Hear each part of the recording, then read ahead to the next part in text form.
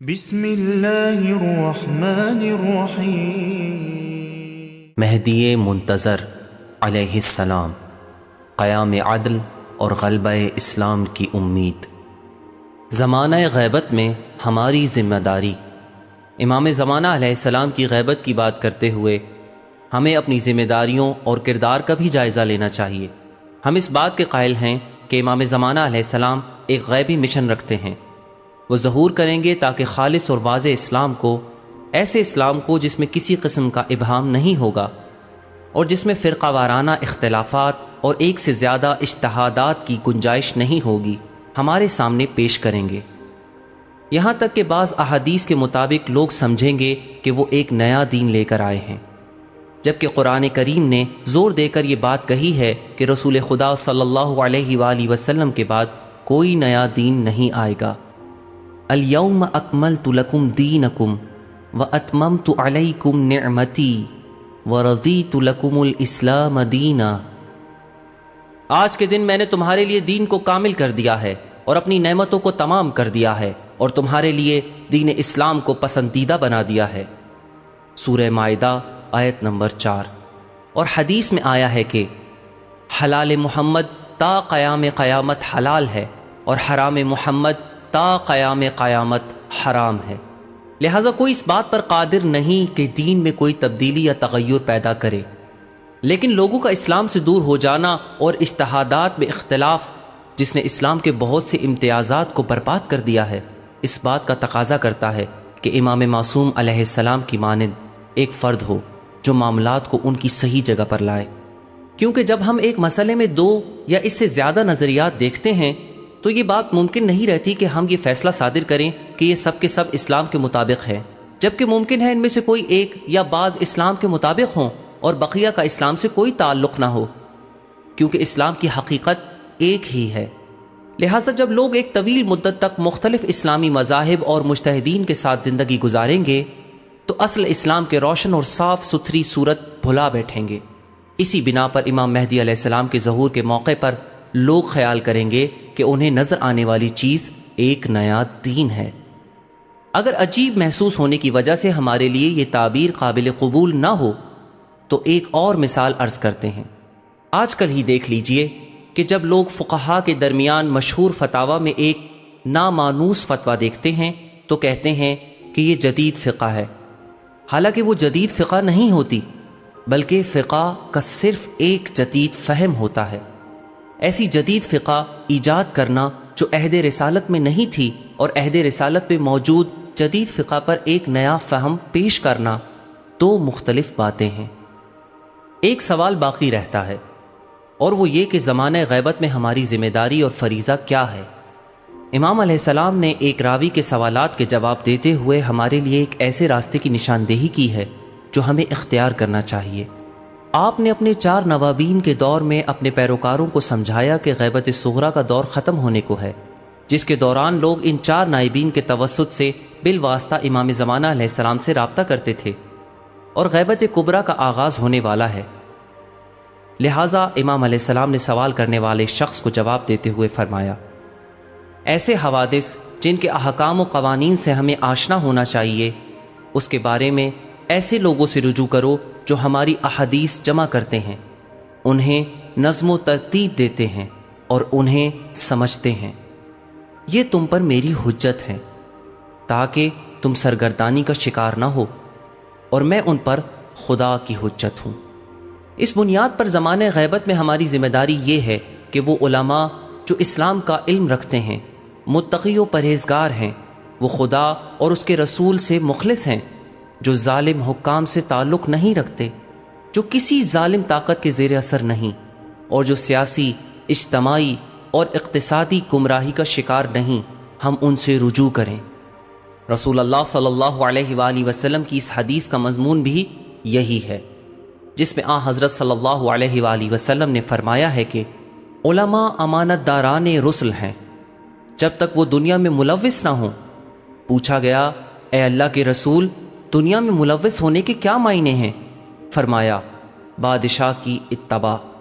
ایسے لوگ جو ظالم و جابر سلطانوں کی پیروی کرتے ہیں، ان کے کاموں کو اچھا بنا کے پیش کرتے ہیں، ان کے موقف کی تائید کرتے ہیں اور ان کی خواہشات کے مطابق جنگ یا صلح کے فتوے دیتے ہیں۔ اس طرح دنیاوی مال و مقام کے حصول کے لیے ان لوگوں نے اپنا علم و دانش بادشاہوں کے حوالے کر دیا ہے، جبکہ یہ حکام نہ صرف اس عالم کو کوئی فائدہ نہیں پہنچاتے بلکہ معاشرے میں اس کے مقام اور دین سے غلط استفادہ کرتے ہیں۔ لہٰذا عالم دین کو چاہیے کہ وہ امام زمانہ علیہ السلام کے نائب، انبیاء کے وارث اور پیغمبروں کے امین کا کردار ادا کرے، اور ایک ایسا انسان بنے جو دوسرے کی دنیا کے لیے اپنا دین نہ بیچ ڈالے یا اپنا دین اپنی ہی دنیا کے عوض فروخت نہ کر دے، ظالموں کے ظلم اور فاسقوں کے فسق کی توجیہ نہ کرے، اور اس کی جد و جہد اللہ کا بول بالا ہو اور شیطان کا بول نیچا ہو کے لیے ہو، اور ایسا بنے جس کے بارے میں حضرت علی علیہ السلام نے فرمایا ہے کہ اپنے گرد لوگوں کی کثرت دیکھ کر میری ہمت نہیں بڑھتی اور نہ ان کا چھٹ جانا مجھے خوف و وحشت میں مبتلا کرتا ہے۔ نہج البلاغہ مکتوب 36۔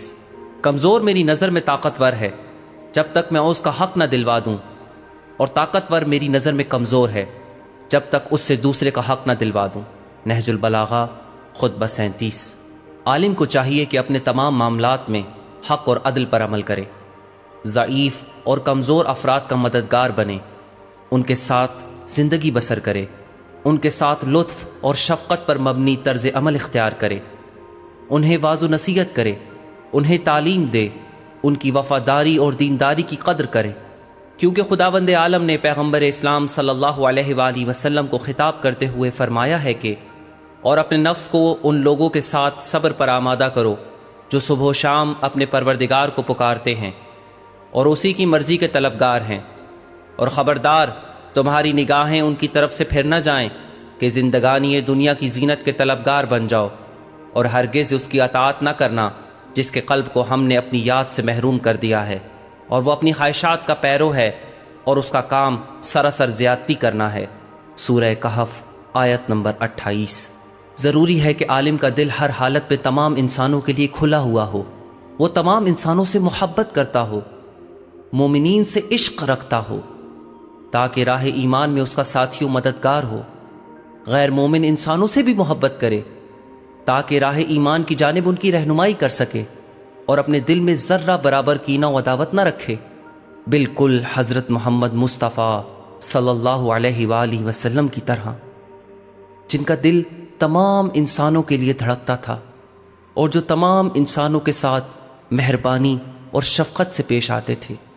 عالم کو بہترین اخلاق کا مالک ہونا چاہیے تاکہ لوگوں کے ساتھ نرمی اور رحمت اور کامل توجہ کے ساتھ زندگی بسر کرے، لوگوں نے اس کے حق میں جو برائی کی ہو اس سے درگزر کرے، لوگوں کے درمیان فتنہ و فساد پیدا نہ کرے، اہل ایمان کے اجتماع میں ذاتی، گروہی یا قومی تعصبات پیدا نہ کرے، کیونکہ حدیث شریف کہتی ہے جو کوئی تعصب سے کام لے یا اس کے حق میں تعصب کیا جائے اس کی گردن پر سے اسلام کی رسی اٹھا لی جاتی ہے، اسے دائرہ اسلام سے خارج کر دیا جاتا ہے۔ اس کے بعد امام مہدی علیہ السلام اپنے کلام کو مکمل کرتے ہوئے فرماتے ہیں، اگر تم دیکھو کہ عالم دنیا طلب ہے، یعنی جب دیکھو کہ وہ عالم دین اور اپنی ذمہ داریوں پر توجہ نہیں دیتا اور وہ اسلام کی سربلندی اور امت اسلامیہ کی عزت کے لیے کوئی کام نہیں کرتا اور اس کی تمام تر توجہ اپنے مفادات کے حصول اور اپنی خواہشات کی تکمیل کے لیے ہے اور حلال و حرام ہر ذریعے سے حصول مال پر توجہ دیتا ہے، تو اپنے دین کے بارے میں اس سے محتاط رہو، یعنی ایسے شخص سے دینی تعلیمات کے حصول اور دینی امور میں اس کی پیروی کر کے اس کی ہمراہی اختیار نہ کرو۔ اسی طرح ہم دیکھتے ہیں کہ آپ نے لوگوں کے سوالات کے جواب دینے کی ذمہ داری ان صالح انسانوں پر عائد کی ہے جو اسلام اور ائمہ اہل بیت علیہم السلام کی میراث سے وابستہ اور اس کے پابند ہوں۔ لہٰذا اسی بنیاد پر مجتہدین امام علیہ السلام کے عام نائبین ہیں، کیونکہ وہ تمام عادل مجتہدین جو اپنے علم کے ذریعے اسلام اور انسانوں کی خدمت پر کمر بستہ رہتے ہیں اور معاشرے کے روزمرہ مسائل کے حوالے سے اپنی ذمہ داری پر عمل کرتے ہیں، وہ نائب امام ہیں۔ وہ انفرادی اور اجتماعی میدانوں میں امام کی نیابت کے مالک ہیں۔ فتاوی کے حصول کے لیے ان لوگوں سے رجوع کرنے کا مسئلہ جسے تقلید کہا جاتا ہے ایک ایسا مسئلہ ہے جس کی جڑیں اسلام میں پیوست ہیں۔ امام حسن عسکری علیہ السلام سے نقل کیا گیا ہے کہ فقہا میں سے وہ شخص جو پرہیزگار ہو، دین کا محافظ ہو، نفسانی خواہشات کا مخالف ہو اور اپنے مولا کے احکام کا مطیع و فرما بردار ہو، عوام کو چاہیے کہ اس کی تقلید کریں۔ شرعی مسائل میں مجتہدین کی تقلید کا مسئلہ ایک اسلامی، انسانی اور عقلی مسئلہ ہے، جس کی بنیاد عالم سے جاہل کا رجوع کرنا ہے۔ خداوند عالم فرماتا ہے فَاسْأَلُوا أَهْلَ الذِّكْرِ إِن كُنتُمْ لَا تَعْلَمُونَ، اگر تم نہیں جانتے تو جاننے والوں سے پوچھو۔ سورہ نحل آیت نمبر 43۔ لہٰذا لوگ جس طرح طبی مسائل میں طبیب، انجینئرنگ اور تعمیرات کے مسائل میں انجینئر کے پاس جاتے ہیں، اسی طرح اپنے دینی احکام میں مجتہدین سے رجوع کرتے ہیں۔ یہی وجہ ہے کہ امام زمانہ علیہ السلام کی غیبت ایک خلا پیدا ہو جانے اور لوگوں کو دربدری کے عالم میں چھوڑ جانے کا سبب نہیں بنی۔ اس کمی کو عادل، متقی اور اپنے فریضے کی بنیاد پر عمل کرنے والے مجتہدین کے ذریعے پورا کر دیا گیا۔ ایسے علماء جو لوگوں کی مشکلات اور ان کی دینی ضروریات کے حل کے لیے کوشاں رہتے ہیں اور امامت کے راستے کو جو نبوت کا راستہ ہے جاری رکھے ہوئے ہیں، ان کے مقابل ہماری ذمہ داری یہ ہے کہ ہم ہمیشہ ان سے منسلک رہیں، کیونکہ انہوں نے اپنا معاملہ خدا سے کیا ہے اور اپنے کاموں میں انتہائی زحمتیں اور اذیتیں برداشت کی ہیں۔ ہم پر لازم ہے ان کا ساتھ دیں، ان کی مدد کریں، کیونکہ ان کی مدد کرنا امام حجت کی مدد کرنا ہے۔ اگر امام زمانہ ہمارے درمیان ہوتے تو کیا کر رہے ہوتے؟ یہ حالات جن میں ہم چاروں طرف سے سخت چیلنجز میں گھرے ہوئے ہیں، ہمارے وجود کو بڑے بڑے خطرات کا سامنا ہے اور مختلف مشکلات نے ہمارا محاصرہ کیا ہوا ہے۔ بعض لوگ پوچھتے ہیں کہ ان حالات کے مقابلے کے سلسلے میں مراجع، علماء اور حوزہ علمیہ کیا کردار ادا کر رہے ہیں؟ اس سوال کے جواب میں ہم عرض کرتے ہیں کہ اگر ہمارے درمیان امام زمانہ علیہ السلام ہوتے اور یہ تبلیغاتی، تعلیمی، سیاسی، اجتماعی اور عسکری وسائل ان کے اختیار میں ہوتے تو وہ کیا کرتے؟ کیا میدان سے دوری اختیار کرتے؟ کیا فکری چیلنجز کے مقابلے سے لا تعلق رہتے؟ کیا ان چیلنجز سے مقابلے کے بجائے پسپائی اختیار کرتے؟ یا یہ کہ آپ مقابلہ کرنے، جدوجہد کرنے، ماحول بنانے، مشکلات کے حل اور مختلف مسائل پر قابو پانے کے لیے کام کرتے؟ ہم عقیدہ رکھتے ہیں کہ اگر ہم سیاسی اور اقتصادی میدانوں میں دنیا سے مقابلے کی سکت نہیں رکھتے، تب بھی مراجع، علماء اور حوزہ ہائے علمیہ کو دنیا کے ساتھ علمی مقابلے کا مناسب موقع حاصل ہے۔ اور اگر ہمیں اپنی سیاسی روش پر یقین ہو تو ہم دنیا کو اس بات پر آمادہ کر سکتے ہیں کہ وہ سیاسی میدان میں ہمارا احترام کرے۔ اگر ہم محسوس کرتے ہیں کہ ہم تمام میدانوں میں کردار ادا کرنے کی پوزیشن میں نہیں، تو ہمیں چاہیے کہ موجودہ ذمہ داریوں کو اپنے درمیان تقسیم کر لیں اور تمام اسلامی گروہ اپنی پوزیشن اور صورتحال کو پیش نظر رکھتے ہوئے اسلام کو درپیش مسائل کے مقابل اپنی ذمہ داریاں ادا کریں۔ اور اگر ہمارا گروہ خواہ وہ اصطلاحی معنوں میں دینی ہو اور خواہ حوزہ علمیہ سے باہر تعلیمی اور ثقافتی مراکز ہوں، وہ اسلام اور مسلمانوں کی مشکلات کے حوالے سے اپنی ذمہ داری کا احساس کریں۔ اس طرح ہم عالم اسلام میں بڑے بڑے کام کر سکتے ہیں۔ آج اسلام کے لیے دنیا کے دروازے کھلے ہوئے ہیں، لیکن ہمیں اس بات کا علم ہونا چاہیے کہ اسلام کو کس طرح دنیا کے سامنے پیش کیا جائے۔ ہمیں جاننا چاہیے کہ ہمارا فہم اسلام کیا ہو اور ہمیں اسلام کے ساتھ اپنے تعلق کا شعور ہونا چاہیے۔ میں اپنے تمام بھائیوں کو، خواہ وہ علماء اور دینی مدارس کے طلبہ ہوں، خواہ کالج و یونیورسٹی کے افراد، تلقین کرتا ہوں کہ زمانے کے تقاضوں کے مطابق غور و فکر کریں، زمانے کی روش اور اس کی زبان کو سمجھیں، اچھی طرح لوگوں کو پہچانیں، زندگی کے مسائل کا ادراک حاصل کریں، کیونکہ آج دنیا زمانہ پیغمبر سے زیادہ اسلام کی طرف متوجہ ہے۔ عصر حاضر میں صاحبان فکر و نظر اور مکالمے کو پسند کرنے والے افراد کی تعداد بہت زیادہ ہے۔ ایسے لوگ جنہیں مسائل اور سوالات درپیش ہیں بہت ہیں۔ یہ لوگ چاہتے ہیں کہ ان کی مشکلات کے حوالے سے گفتگو کی جائے۔ لہٰذا یہ نہ سوچئے کہ دنیا میں اسلام کی قبولیت کے حوالے سے مشکل پائی جاتی ہے۔ حقیقت یہ ہے کہ ہم خود مشکل کا شکار ہیں اور تصور یہ کرتے ہیں کہ لوگوں کو مشکل ہے۔ اس پوری صورتحال کو شاعر نے اس شعر میں عمدگی کے ساتھ بیان کیا ہے۔ اذا ساء فعل المرء ساءت ظنونا وصدق ما يعتاد من توهم۔ اگر کسی انسان کا کام بگڑ جائے تو اس کے خیالات بھی بگڑ جاتے ہیں اور وہ ہمیشہ اپنے وہم ہی کو درست سمجھنے لگتا ہے۔ ہماری مشکل یہ ہے کہ ہم تن آسانی اور سستی کو پسند کرتے ہیں۔ ہمیں ایسے انسان بننے کی کوشش کرنی چاہیے جن کے بارے میں خدا نے فرمایا ہے کہ الذین یبلغون رسالات اللہ ویخشونہ ولا یخشون احدا الا اللہ وکفی باللہ حسیبا۔ وہ لوگ اللہ کے پیغام کو پہنچاتے ہیں اور دل میں اس کا خوف رکھتے ہیں اور اس کے علاوہ کسی سے نہیں ڈرتے ہیں، اور اللہ حساب کرنے کے لیے کافی ہے۔ سورہ احزاب آیت نمبر 39۔ اور ایسے لوگوں کی طرح بن جائیں کہ الذین قال لهم الناس ان الناس قد جمعوا لكم فاخشوهم فزادهم ایمانا وقالوا حسبنا الله ونعم الوکیل فانقلبوا بنعمة من الله وفضل لم يمسسهم سوء واتبعوا رضوان الله واللہ ذو فضل عظیم۔ یہ وہ ہیں کہ جب ان سے بعض لوگوں نے کہا کہ لوگوں نے تمہارے لیے عظیم لشکر جمع کر لیا ہے، لہٰذا ان سے ڈرو، تو ان کے ایمان میں اور اضافہ ہو گیا، اور انہوں نے کہا کہ ہمارے لیے خدا کافی ہے اور وہی ہمارا ذمہ دار ہے۔ پس یہ مجاہدین خدا کے فضل و کرم سے یوں پلٹ آئے کہ انہیں کوئی تکلیف نہیں پہنچی، انہوں نے رضائے الہی کا اتباع کیا، اور اللہ صاحب فضل عظیم ہے۔ سورہ آل عمران آیت نمبر 173 اور 174۔ جو کوئی آپ کی روح میں خوف و ہراس کے بیچ بوتا ہے، راہ خدا کی طرف دعوت، رضائے الہی کی خاطر واعظ و نصیحت اور خدا کی راہ میں جہاد کے بارے میں آپ کے اندر خوف و وحشت پیدا کرتا ہے، وہ شیطان کی راہ پر ہے، کیونکہ خداوند متعال نے فرمایا ہے کہ یہ شیطان صرف اپنے چاہنے والوں کو ڈراتا ہے، لہٰذا تم اس سے نہ ڈرو، اور اگر مومن ہو تو مجھ سے ڈرو۔ سورہ آل عمران آیت نمبر 175۔ اور فرمایا وہ اپنے ساتھی سے کہہ رہے تھے کہ غم نہ کرو، خدا ہمارے ساتھ ہے۔ سورہ توبہ آیت نمبر 40۔ جب سخت ترین حالات میں مشرکین مکہ غار کے دہانے پر کھڑے تھے، ان کے اور پیغمبر کے درمیان چند انگشت سے زیادہ فاصلہ نہ تھا، انہوں نے غار پر دھاوا کیا ہوا تھا، اور پیغمبر کا ساتھی خوف و ہراس کا شکار تھا۔ اس کے باوجود پیغمبر مطمئن تھے اور اپنے ساتھی سے کہہ رہے تھے کہ غم نہ کرو، خدا ہمارے ساتھ ہے۔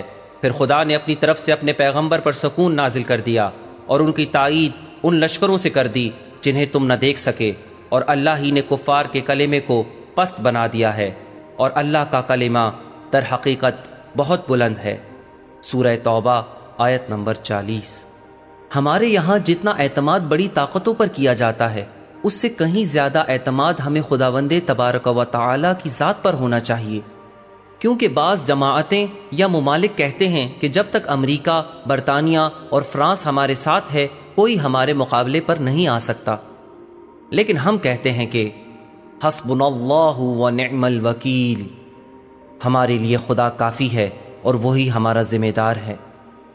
سورہ آل عمران آیت نمبر 173۔ کیونکہ ہم صرف خدا کے وجود سے تقویت محسوس کرتے ہیں، اس لیے کہ اسی کی قدرت ہمیں مستحکم اور ثابت قدم رکھتی ہے۔ ہمیں چاہیے کہ اس سے وابستہ رہیں اور سوچیں کہ ہم اپنی قدرت و قوت کے عوامل و عناصر کو کس طرح کام میں لائیں۔ ہم کسی پر جاہریت کرنے کے لیے طاقت نہیں چاہتے، بلکہ ہم اس لیے طاقتور بننا چاہتے ہیں تاکہ ہم اپنے پروگرام اور منصوبے بنائیں، کوشش کریں، حقائق کا جائزہ لیں۔ جب ہم اشداء علی الکفار رحماء بینہم، وہ کفار کے لیے سخت ترین اور آپس میں انتہائی رحم دل ہیں، کی بنیاد پر کوشش کریں گے تو کامیابی ہمارے قدم چومے گی، جبکہ یہود بأسہم بینہم شدید تحسبہم جمیعا وقلوبہم شتیٰ، ان کی دھاک آپس میں بہت ہے اور تم یہ خیال کرتے ہو کہ یہ سب متحد ہیں، ہرگز نہیں، ان کے دلوں میں سخت تفرقہ ہے۔ سورہ حشر آیت نمبر 14۔ اہل یہود شکست کا شکار ہو گئے تھے اور مسلمانوں کے ساتھ ان کی شدید جنگ و جدال ان کے درمیان رافت و رحمت ایجاد کرنے کا موجب نہیں بنی تھی۔ اب ہم مسلمانوں کی حالت بھی یہی ہے، ہم قوی ہیں لیکن ہمارے دل آپس میں متفرق ہیں، لہٰذا وَلَن تَجِدَ لِسُنَّتِ اللَّهِ تَبْدِيلًا، اور خدا کی سنت میں ہرگز تبدیلی نہیں پاؤ گے۔ سورہ احزاب آیت نمبر 62۔ کیونکہ خداوند عالم نے کامیابی اور فتح کو کچھ حقیقتوں کے ساتھ ممکن قرار دیا ہے اور ہمارے سامنے مختلف تجربات رکھے ہیں۔ امام حجت پر ایمان رکھنے والے بعض افراد کی مشکل یہ ہے کہ وہ کہتے ہیں کہ زمانہ غیبت میں دینی سرگرمیوں اور اسلام کے لیے جدوجہد کو منع کیا گیا ہے۔ حتیٰ ان میں سے بعض لوگ اصلاحی عمل کو ناجائز سمجھتے ہیں، وعظ و نصیحت کو حرام قرار دیتے ہیں، کیونکہ ان کا عقیدہ یہ ہے کہ لوگوں کو جتنی زیادہ نصیحت کی جائے گی وہ ان کے انسان بننے کا سبب بنے گی، اور ان کا انسان بننا حضرت حجت کے ظہور میں مزید تاخیر کا باعث بنے گا۔ اور اگر ہم نے اسلام کے لیے جدوجہد کی اور مختلف جگہوں پر اسلامی حکومتوں کے قیام میں کامیاب ہو گئے تو ایسا کر کے ہم حضرت مہدی کے خلاف ایک تخریبی عمل کے مرتکب ہوں گے۔ یہ لوگ اسلام کو متوفق کرنا چاہتے ہیں، حالانکہ اسلامی احکام کسی بھی زمانے میں توقف پذیر نہیں۔ حلال محمد روز قیامت تک حلال ہے اور حرام محمد روز قیامت تک حرام۔ جہاد متوقف نہیں ہو سکتا، امر بالمعروف و نہی عن المنکر متوقف نہیں ہو سکتا، اور دیگر احکام الہی قابل توقف نہیں ہے۔ رہی وہ روایت جو یہ کہتی ہے کہ زمانہ غیبت یعنی حضرت حجت کے ظہور سے قبل جو بھی پرچم بلند ہوگا وہ گمراہی کا پرچم ہوگا، تو اس حوالے سے عرض یہ ہے کہ اس روایت کے بارے میں بہت سے تحفظات ہیں۔ جو انسان اسلام اور مسلک اہل بیت کی طرف دعوت دے اور امام خمینی رحم اللہ کی مانند پوری دنیا کے مقابلے میں کھڑا ہو جائے تو کیا اس کے بارے میں یہ کہا جا سکتا ہے کہ اس کا پرچم گمراہی کا پرچم ہے؟ لہٰذا ایسی روایات پر غور و فکر کی ضرورت ہے، کیونکہ ممکن ہے یہ روایات جعلی ہوں یا یہ کہ ان سے کچھ اور مراد ہو، اس لیے کہ اس بات کا امکان موجود ہے کہ ایک خاص زمانے میں اہل حق کے پاس انقلاب اور تحریک کی قوت نہ ہو۔ کیا خداوند عالم اپنے بندوں سے یہ تقاضا کر سکتا ہے کہ وہ اسلام کے نفاذ کا مطالبہ نہ کریں، لوگوں کی اصلاح نہ کریں؟ کیا یہ بات معقول نظر آتی ہے؟